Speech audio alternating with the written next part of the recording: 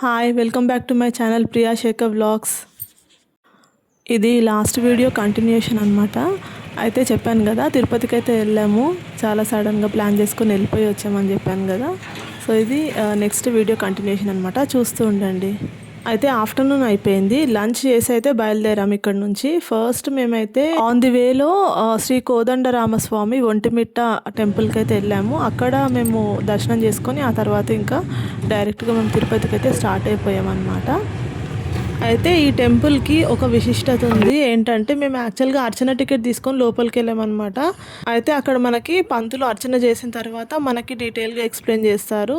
Speciality ఏంటి అని అంటే ఈ రాముల వారిది ఎవరైనా సంతానం కోసం బాధపడుతున్నా కూడా పిల్లలు లేకుండా ఉంటారు కదా, అట్లాంటి వాళ్ళు ఎవరైనా బాధలు ఉన్నప్పుడు వాళ్ళు కనుక వచ్చి దర్శనం చేసుకొని మంచిగా మొక్కుకుంటే కనుక ఖచ్చితంగా ఆ శ్రీరాముడు అయితే పిల్లల్ని ప్రసాదిస్తాడని చెప్పి ఖచ్చితంగా జరుగుతుందంట ఇక్కడైతే. అదే స్పెషాలిటీ అని చెప్పి పంతులే చెప్తున్నాడు.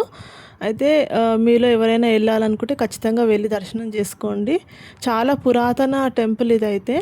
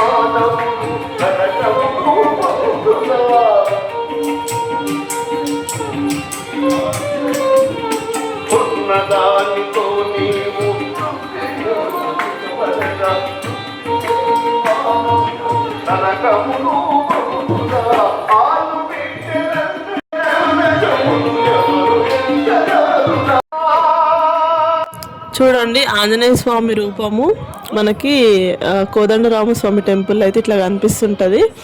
చాలా ఉన్నాయన్నమాట. ఆంజనేయ స్వామి రూపం అని అనుకోవాలి. చూడండి లోపలికి వెళ్ళిపోతుంది, హ్యాపీగా మనుషులతో పాటు తిరుగుతుంది.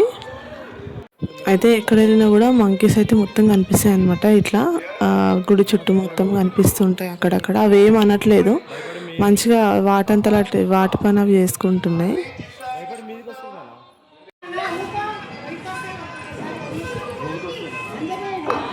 అందుకే భగవంత పుణ్యక్షేత్రాలకు వచ్చినప్పుడు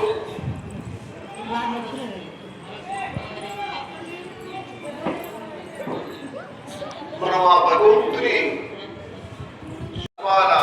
అచ్యుత మాధవ కేశవ నిరత్నాలు ఆ యొక్క స్వామివారిని స్మరించుకోవాలి. అందుకే మరి పథకవిత పితామహుడు తాళప కన్నమాచార్యుడు స్వామి అని బిరుదు ఇచ్చినటువంటి తాళప కన్నమా.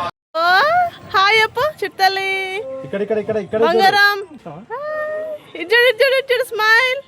ధనిక ఇజ్జుడు పీకబో, ధనిక పీకబో పీకబో తీసుకో కన్నమ్మా. హాయ్ జై శ్రీరామ్, జై శ్రీరామ్, జై శ్రీరామ్. నిద్ర వస్తుందా? అయితే ఇక్కడ దర్శనం అయితే మంచిగా అయిందండి. ఒంటిమిట్ట శ్రీ కోదండరామస్వామి దేవాలయము, శ్రీరాముడి టెంపుల్.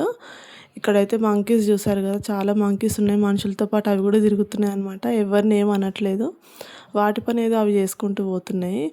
సో ఆంజనేయ స్వామి రూపంగా అవైతే మనకు కనిపిస్తుంటాయి ఇక్కడ. చాలా పురాతన కాలం నాటి దేవాలయము. సో మీరు కూడా దర్శించుకోండి కావాలనుకుంటే. ఇంకా సంతానం లేని వాళ్ళకైతే చాలా మంచిది, పిల్లలు కలుగుతారని చెప్పి కూడా ప్రసిద్ధిగా ఉందన్నమాట. పంతులు చెప్తున్నాడు అక్కడ దర్శనానికి వెళ్ళినప్పుడు, హారతి ఇచ్చేటప్పుడు. అయితే ఈ కోదండరామస్వామి దేవాలయం కూడా టీటీడీ పరిధిలోనే ఉంది. వాళ్ళే చూసుకుంటారు అనమాట ఈ డెవలప్మెంట్ అంతా కూడా, ఈ టెంపుల్ యొక్క డెవలప్మెంట్ కూడా. కాబట్టి ఎవరైనా వెళ్ళాలంటే వెళ్ళి దర్శనం చేసుకుంటే చాలా మంచిది. ఆన్ ది వేలో మీరు తిరుపతి వెళ్ళేటప్పుడు కూడా మీరు దర్శనం చేసుకోవచ్చు. ఇవాళకైతే వీడియో ఇంతే. వీడియో నచ్చితే లైక్ చేయండి. మళ్ళీ నెక్స్ట్ మంచి వీడియోతో వస్తాను.